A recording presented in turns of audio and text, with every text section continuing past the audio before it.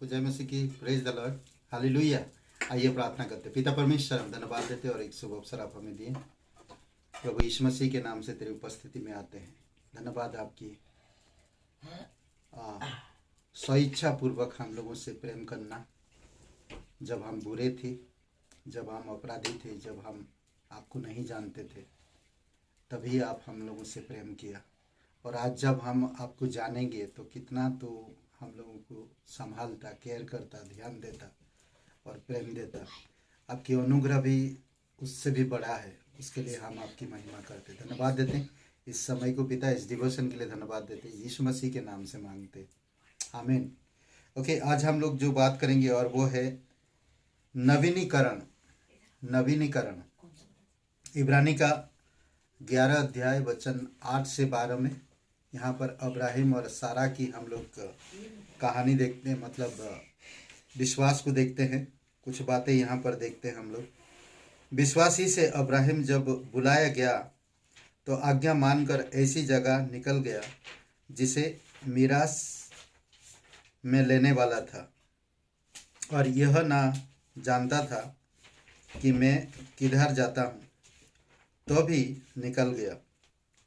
विश्वास ही से उसने प्रतिज्ञा किए हुए देश में, जैसे पराये देश में परदेशी रहकर, इसहाक और याकूब समेत जो उसके साथ उसी प्रतिज्ञा के वारिस थे, तंबुओं में वास किया, क्योंकि वह उस स्थिर नेम वाले नगर की बाट जोहता था जिसका रहने वाला और बनाने वाला परमेश्वर है। विश्वास ही से सारा ने आप बूढ़ी होने पर भी गर्भ धारण करने की सामर्थ पाई, क्योंकि उसने प्रतिज्ञा करने वाले को सच्चा जाना था। इस कारण एक ही जन से जो मरा हुआ था, आकाश के तारों और समुद्र के तीरों के बालू की नाई अनगिनत वंश उत्पन्न हुए। यहाँ पर हम देख सकते हैं सारा और अब्राहिम का, पति पत्नी दोनों का विश्वास अटूट था। और हम देख सकते हैं इसलिए दूसरा कुरिन्थियों का 5:7 में कहता है, हम रूप को देखकर नहीं परंतु विश्वास से चलते हैं। मेरी सीमित धारणा परमेश्वर को सीमित नहीं कर सकता। मेरी सीमित धारणा परमेश्वर को सीमित नहीं कर सकता। वो असीमित परमेश्वर है। उसके विचार, उसकी योजना, उसके उद्देश्य, उसके सिद्धांत अद्भुत है, अलग है। इसीलिए जरूरी है हमें समझना। मैं कुछ सोच रहा था, एक गवाही में पढ़ रहा था, तो मैं वो गवाही बताना चाहता। एक सिस्टर अपनी घर की कुत्ते को लेकर हमेशा घुमाने जाते सुबह शाम, और जब कुत्ते को लेकर घुमाते हैं तो उन्होंने देखा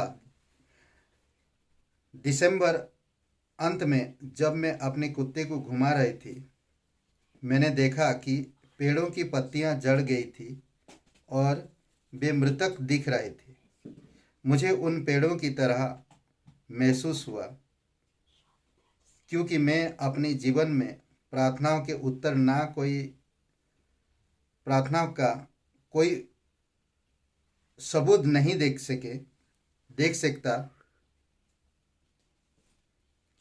सका। बाद में मार्च के अंत में तो कई बार होता है कि वो घूमते घूमते बता रही थी कि पेड़ों की पत्ते सारे गिर गया है और पूरे पेड़ सूखी की तरह खड़ी है, और वो समझा कि वो मर गया।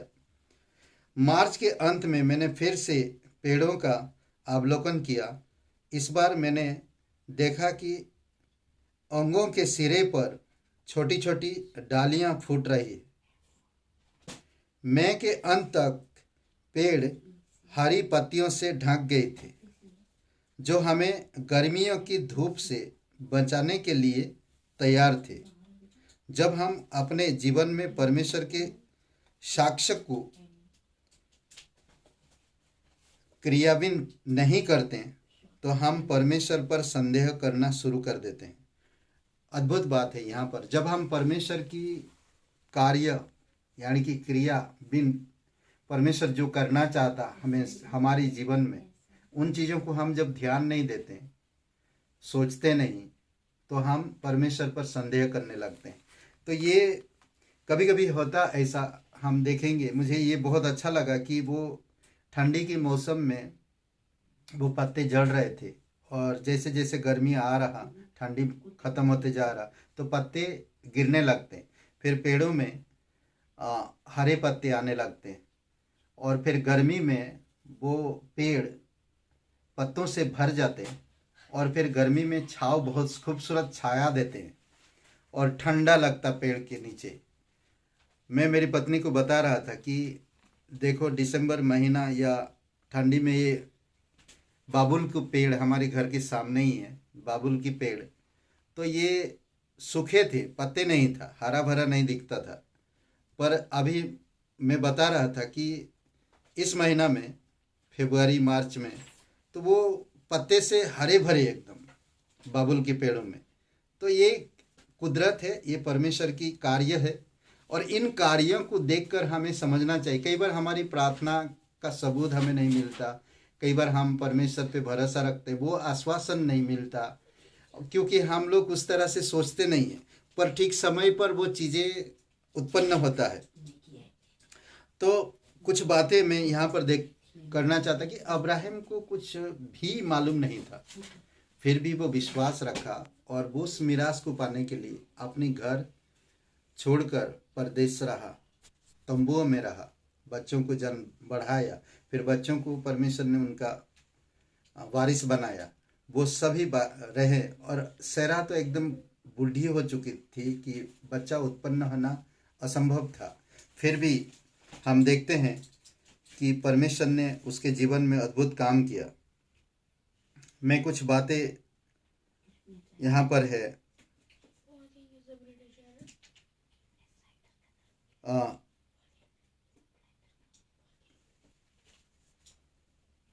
हम परमेश्वर पर संदेह करना शुरू कर देते हैं और सोचते हैं कि कुछ भी कभी नहीं बदलेगा।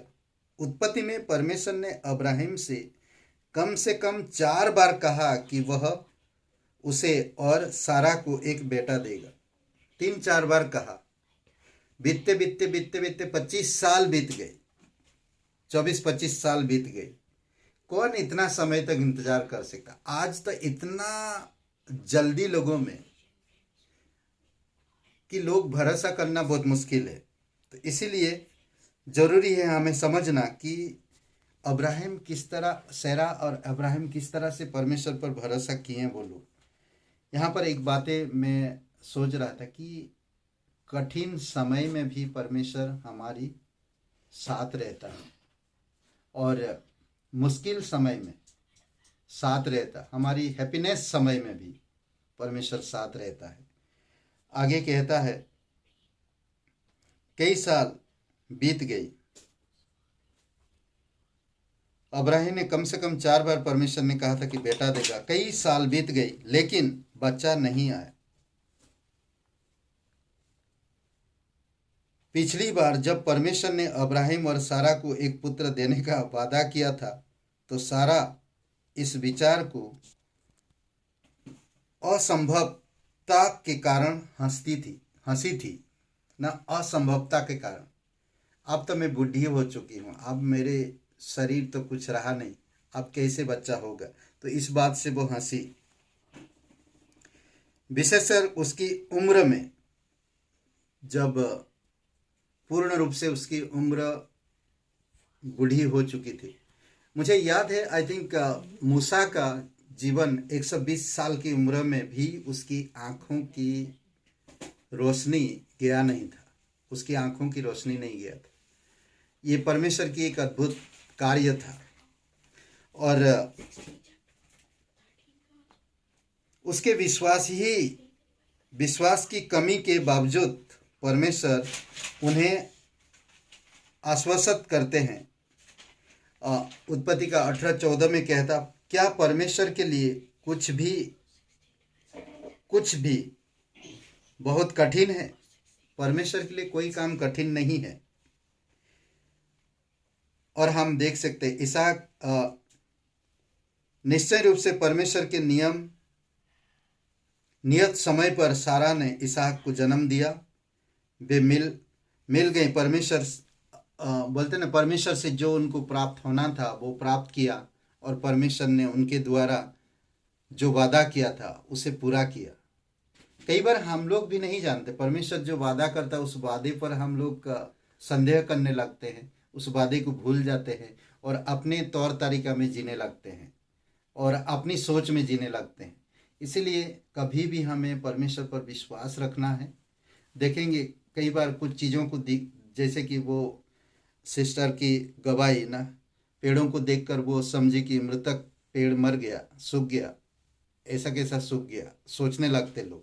पर अचानक उस पेड़ में फिर पत्ते आने लगते हैं, तो वो सोचने लगे कि अरे वाह, ये तो बहुत अच्छा है।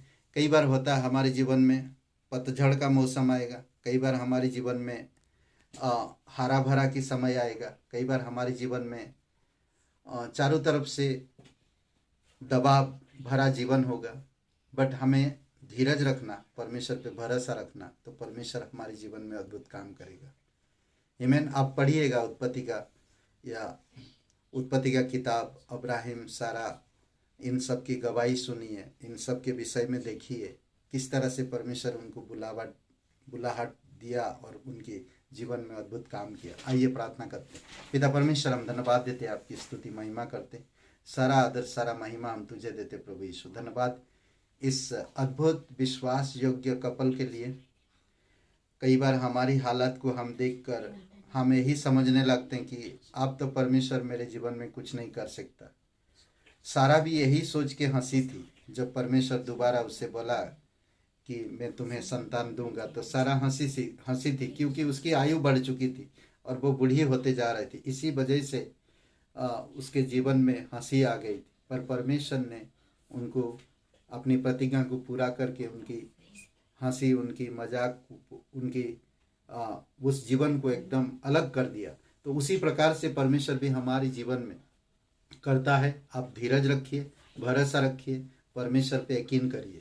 धन्यवाद देते, तेरी स्तुति महिमा करते, यीशु नासरी के नाम से मांगते हैं, आमीन। हे ब्रदर एंड सिस्टर, सबको जय मसीह की। Praise the Lord.